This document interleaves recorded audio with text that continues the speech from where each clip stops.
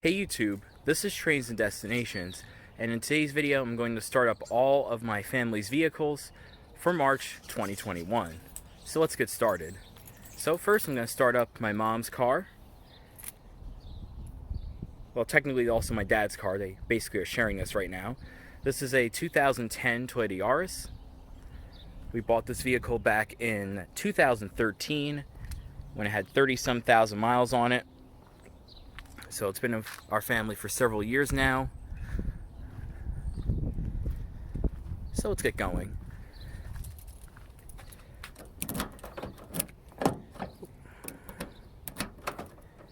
Turn the key once to unlock the driver's door. Turn it a second time to unlock all of the doors. This car also came with keyless entry, but my mom lost the keyless entry remote long ago, so now we're just left with the valet key. So again, this is a 2010 Yaris 2-door hatchback model.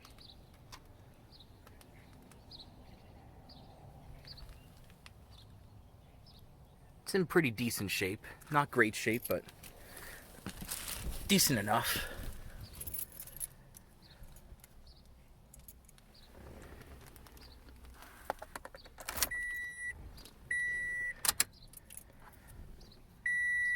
As you can see, this car has right now 82,177 miles on it.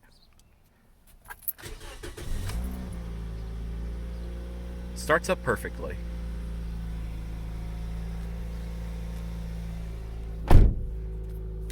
So it does have a tilt steering wheel, 4-speed automatic transmission,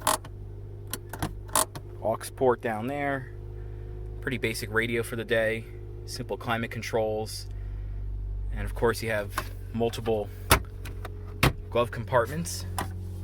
I have a few videos of this car on my channel, but I've never done a full tour of it, at least not yet. There's your back seat. Alright, put down the window and we'll pop the hood.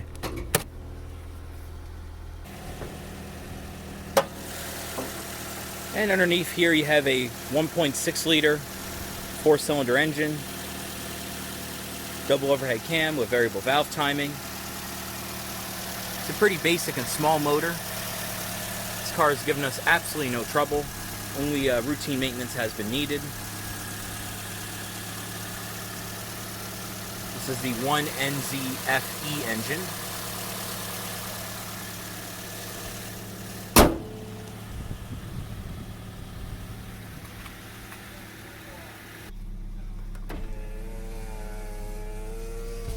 Alright, and we'll shut it off.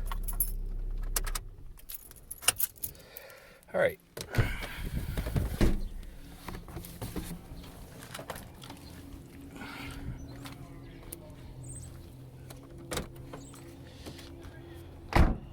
On to the next vehicle.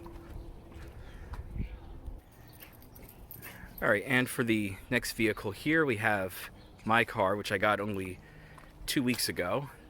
This is my 2011 Ford Ranger. It's the first video I've done on this vehicle.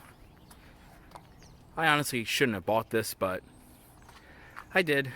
Need some work done, but now it's pretty much all good to go. This is very much a base model truck. So this is the XL trim, the base trim, 6-foot bed. Pretty much no options on it whatsoever.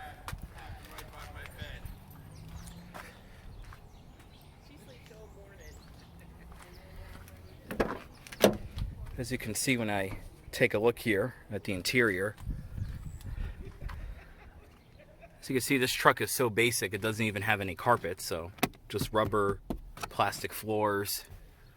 As you can see, you have a pretty simple split bench seat here, and what's pretty cool is that this is actually a seat, so you can use this as a seat if you want. I don't know who the hell would even sit here, but nevertheless, if you want to sit someone here, you can. Of course, you also got a center console here, good amount of storage.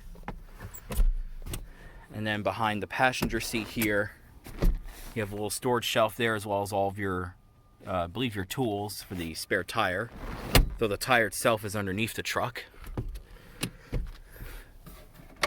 Very simple glove compartment.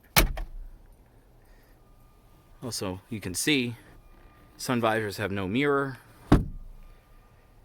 And we'll get over to the driver's side.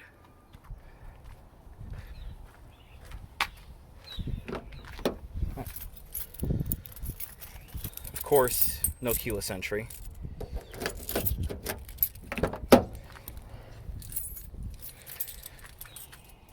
And yeah, so no keyless entry, no power locks, no power windows.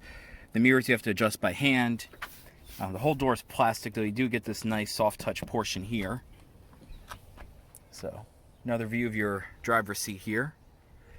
Had this cushion on it because there's a little tear down there, so hopefully this will keep it from making it worse. And the crazy thing about this truck as I step in it is that even though this is a 2011 truck, it certainly doesn't feel like it. This essentially has the dashboard off of something from the 1990s. You do have a more modern steering wheel, but yeah, this essentially has the interior of a 1990s vehicle from Ford. I think this is a dashboard that was found on the F-150 and Explorers back then. Maybe the Escape too, I'm not too sure, but definitely 90s Ford. So let's go ahead and start it up. And this has 138,000 miles on it.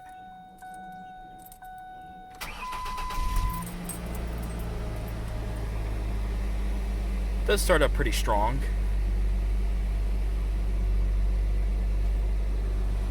Got your lighting controls there, wipers here. Has a 4-speed automatic transmission, though if you got this with the V6 engine, it came with a 5-speed auto. Very simple climate control. It does not have rear window defroster. Though that's actually not a problem, because since the window is right here, the front defroster actually does a good job cleaning off the back window.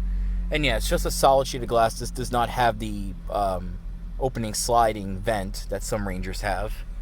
Again, this is very much a basic truck. Obviously aftermarket Pioneer radio.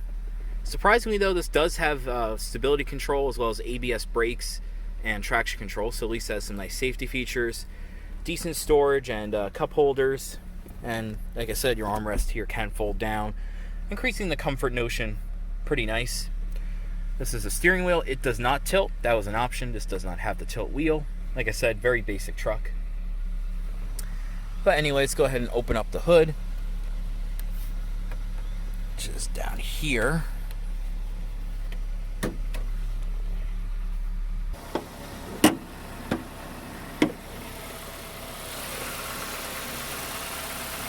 And underneath here you have a 2.3 liter double overhead cam, 16 valve 4-cylinder engine, and it makes 143 horsepower, 154 pound-feet of torque.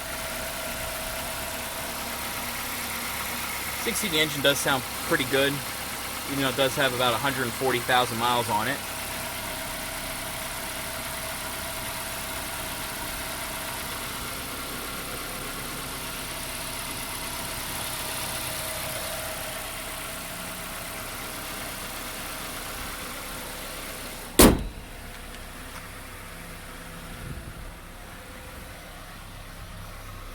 And I'll show off the bed real quick.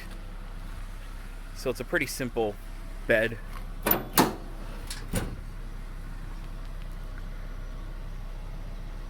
Also has this little tonneau cover here.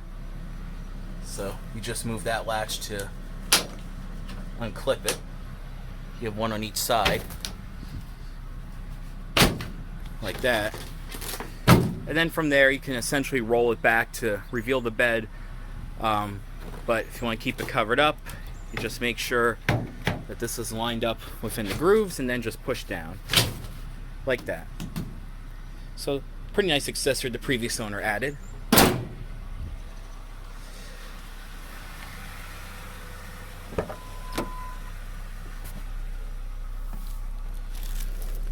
Alright, and we'll go ahead and shut her down.